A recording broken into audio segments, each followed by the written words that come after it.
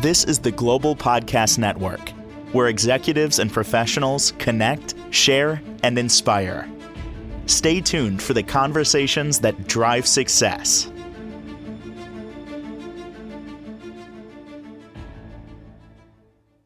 And welcome back, everyone. I'm going to say this word, and I want you to think of what comes up when you hear this word, ecosystem. Now, for me, right away, I think of our environment. You talk about the ocean, you talk about the land, the marshes, all of that. It's an ecosystem. It all works together for a very positive result. Did you ever consider that you have an ecosystem in your body? And what do you want for the best outcome? For you to feel great, to look great, to feel vibrant, joy in your life. Everything needs to be in harmony and in balance. We're going to talk about your inner ecosystem today and how you can do things to support that with her help. She is a licensed acupuncturist, and she's very much into holistic living. It's great to have her back here. Alethea Jones is on the program. How are you doing today? I'm doing really well. Thank you for having me back. I appreciate it. How's your ecosystem?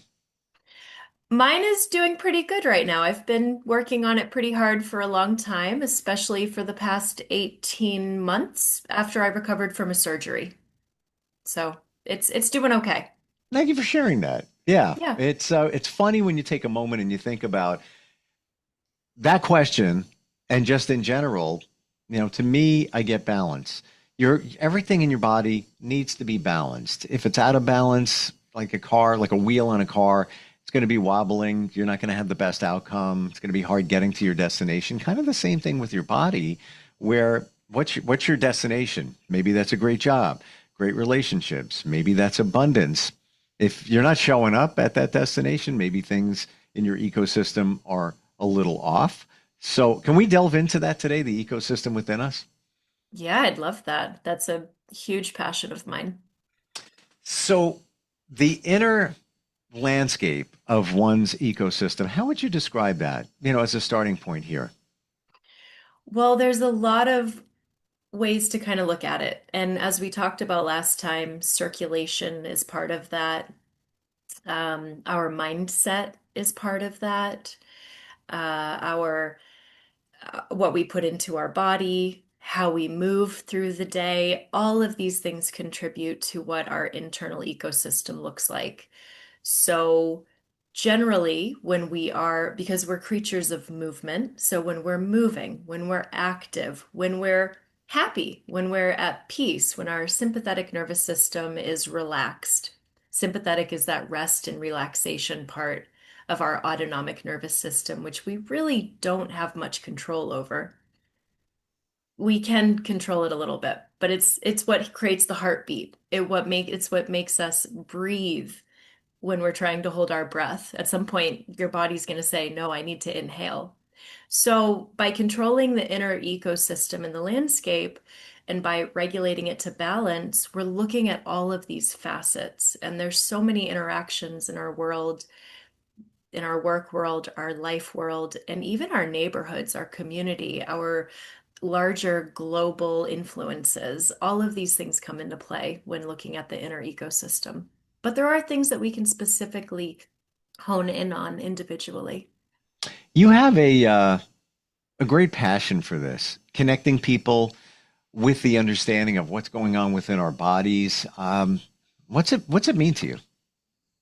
Well, I started my journey in life as an environmental science major. So when I was in high school and even college, I looked specifically at river ecosystems and ecological diversity along those river banks. So a lot of that had to do with plants as well. So looking at the trees and the shrubs and the flowers, and also looking at the bugs in the water, the bugs in the landscape, and seeing where the health of a system was. And what I really noticed is that the healthy systems were those that had a lot of diversity and a lot of like beautiful diversity. The ecosystems where it just had like one plant growing all over everything else, generally those ecosystems were more degraded. They didn't function as efficiently as they possibly could.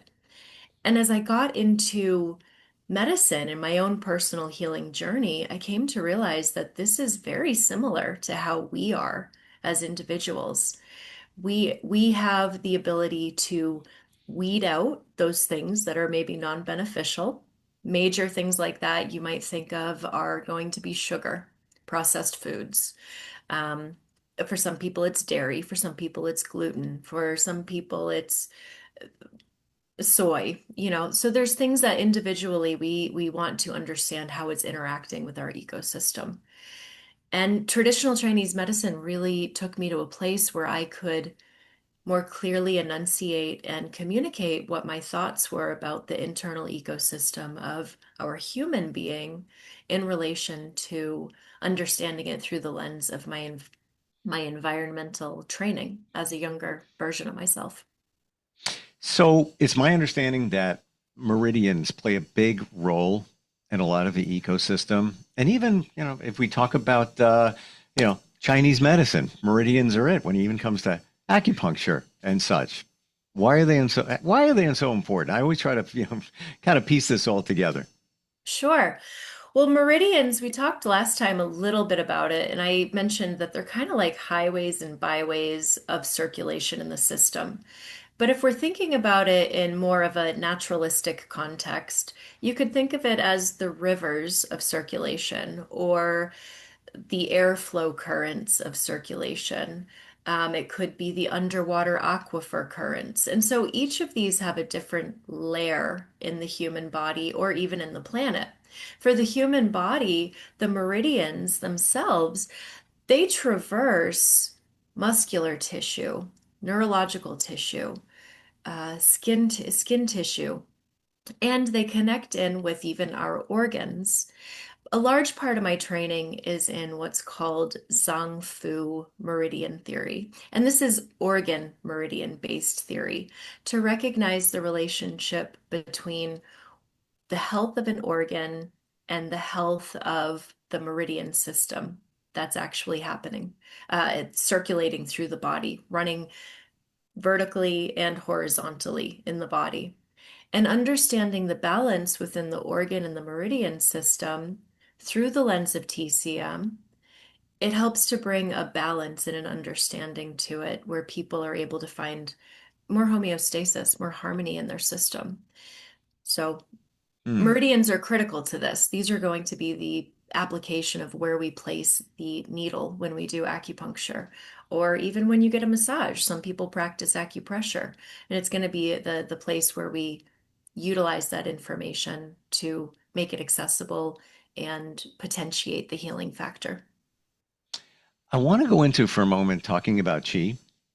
Yeah, sure. So I believe there's a lot of confusion as to what it is, how it supports us, why it's so important. I believe we talked about that the last time we got together. Um, you mentioned there's something about a magnetic part of it. What does that mean? So before I get into that, I kind of want to describe one thing that is essential to understanding chi and the magnetic force.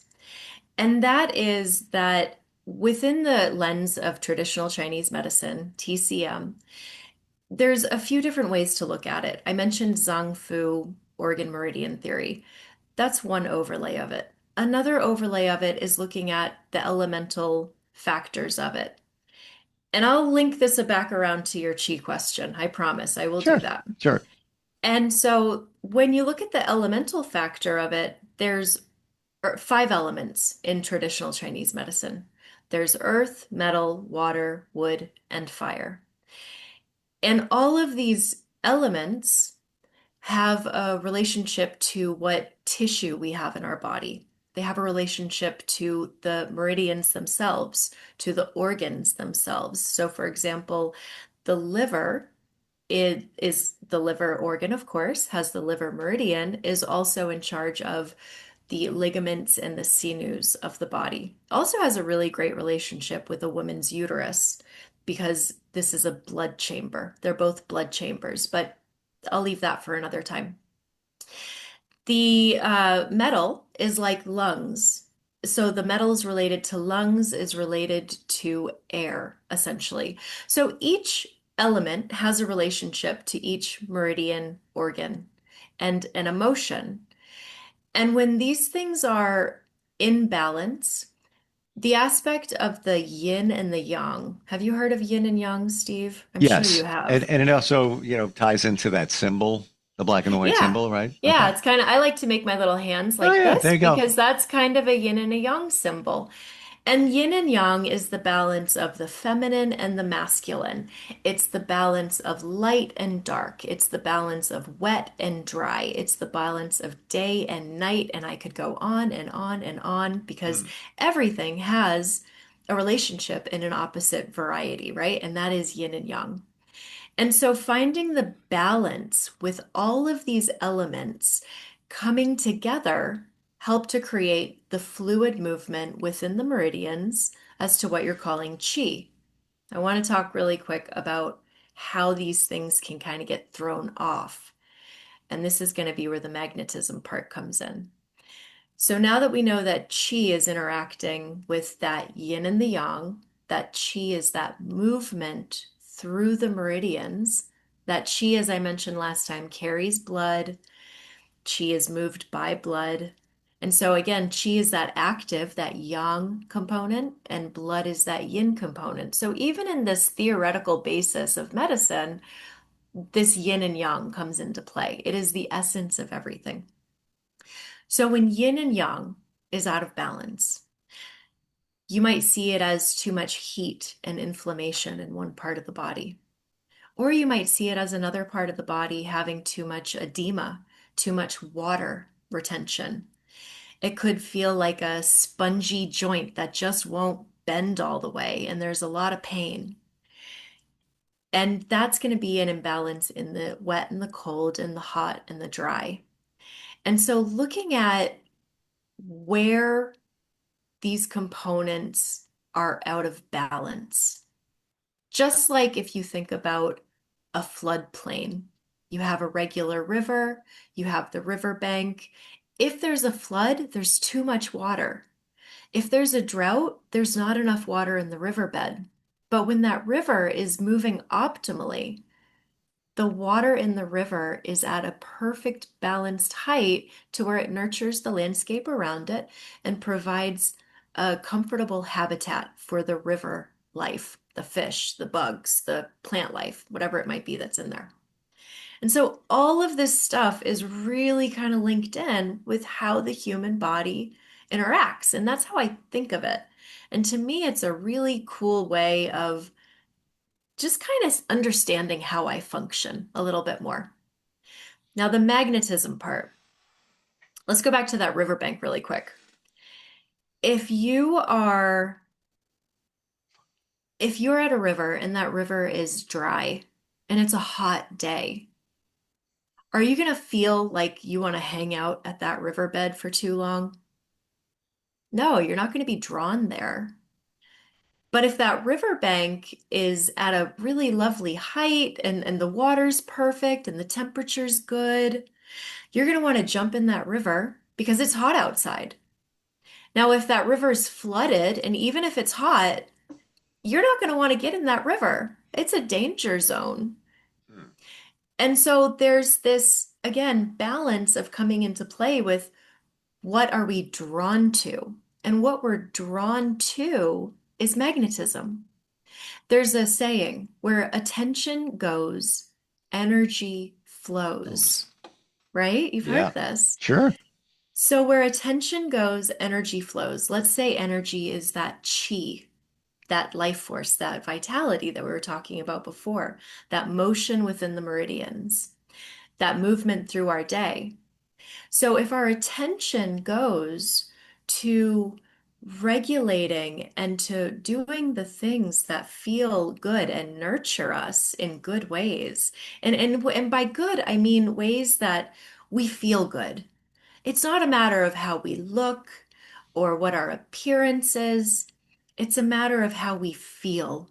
And if we feel like fluid and in motion and the world is at our, the world is our oyster, then the chi is moving and the magnetism increases. The magnetism is in balance. I Hmm. can take this to a scientific level if you want, if you're interested. I'm going to be honest with you and say yes here. And I know that you Okay. come from a scientific background, and everything that we're talking about is what I've been studying for the last bunch of years.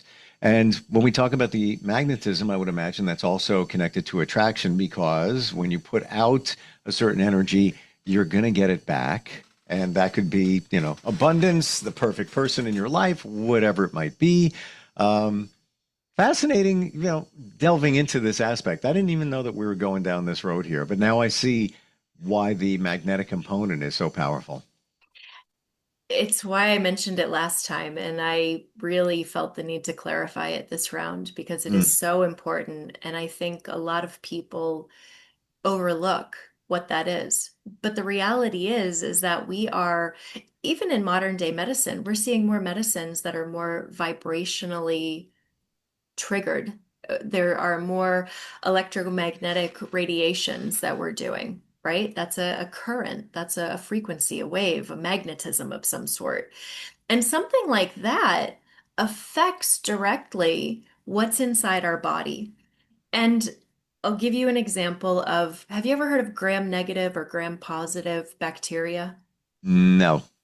So I'm gonna make it really simple. And this is not the basis of it. There are definitely, this is a very generalized simplicity, just to say. Gram-negative bacteria are essentially bacteria that have two layers to their being. They have like two skins, essentially. And they're not generally beneficial, but they're tenacious because they have two skins, right? It's kind of like rhino skin, very tough. E. coli is an example of this. So, gram negative, not so beneficial specifically, especially if in large quantities in the body. Gram positive bacteria, some are not beneficial, but most are going to be beneficial. And gram positive bacteria have one singular layer of skin, and it's just like thicker and more contained. So gram negative are kind of leaky. They kind of off gas a lot. They just throw their stuff out there whenever they want. And by that, they're literally off gassing. They're metabolically taking things in and they're just putting out whatever they want. And that's going to be a toxin to the system. And you're going to feel it. It's going to feel like a headache. It's going to feel like a stomach ache. Gram-positive bacteria are actually going to help the structure of your body feel more contained, more healthy, more alive. If you put an electromagnetic frequency to a gram-positive or a gram-negative bacteria, they react differently. Gram-positive bacteria will react in one way to certain frequencies, gram negative in regards to other frequencies. So there's legitimately a studied and seen difference between how magnetism affects what's in our body. And most of those gram positive, gram negatives are going to live in our digestive tract or in an infection that we might have. So right there, the magnetism in our body switches based on what's living in our body. And what's living in our body is actually like thousands more than what we actually have with cells. We have more cells of other organisms living in and on our body than we do of our own cells. Again, that's another thing. Another factor about magnetism is if you think about your own functioning, how does the brain work? It's an electrical synapse. It fires. How does the heart work? It's an electrical synapse. It fires. So these two major organs in the body that if they were to go, we are no longer in this physical plane. Mm. We're somewhere else. So we need a heart, especially. Brain, you're not living your life if your brain is not firing. You're in an incubator or you have again, passed the physical plane. And so these electrical sensations, these electrical impulses, the synapses are as a result of This is a little sciencey. Ionic exchange. So the exchange of ions, which have their own charge in the body, in the bloodstream, and those create a magnetism to create the electrical impulses in the synapses. So we ourselves are magnetic beings. We just don't show up as magnetic as something like the battery in our phone or the battery in our computer or the battery in our car. But we ourselves are magnets. So if we can understand how the body moves and circulates fluidly and how to affect a balanced and high vibrational kind of state to actually magnetize, then that means that our chi is moving. Our blood is moving. We have good fluids to circulate. Our emotions are feeling good.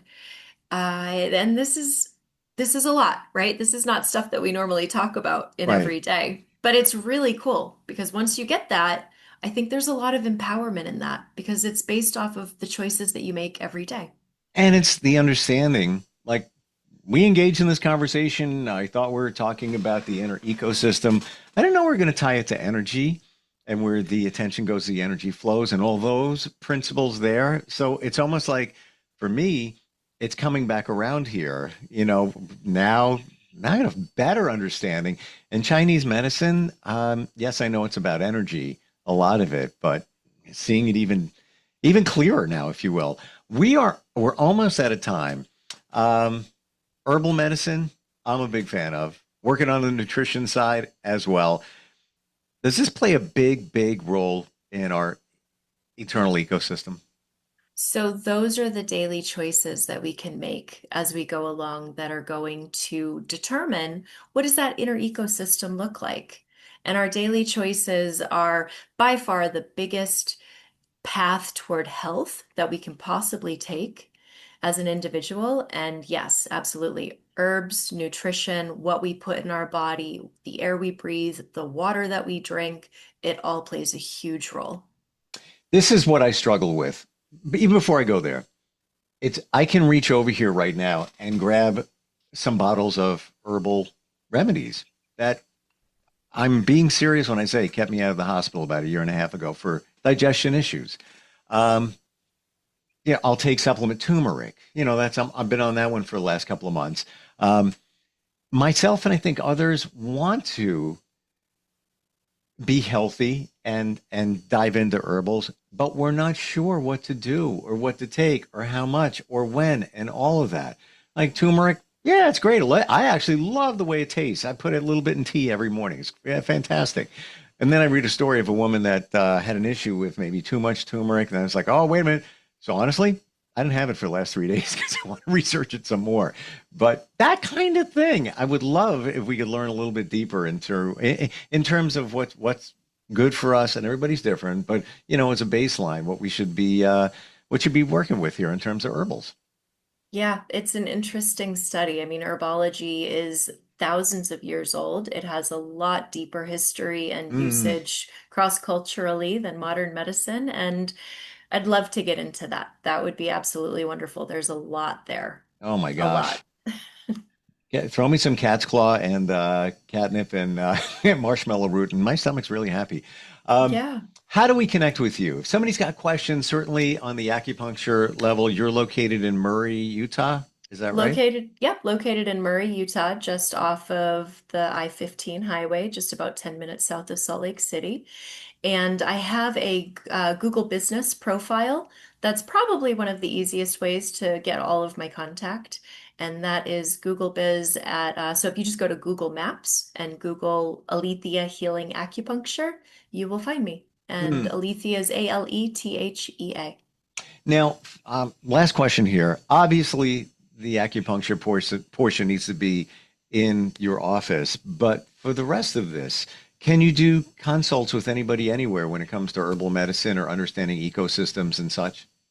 I'm always happy to have a conversation with somebody. At the moment, I am licensed only in Utah. In order to do herbal consultations, I would definitely have to be licensed in the state that I was delivering to. But I can Gotcha. have conversations around nutrition, and I'm more than happy to be an ear or a consultant or a second opinion or a third opinion if somebody would like that. And Gotcha. that's completely fine because I'm not treating anybody in that regard.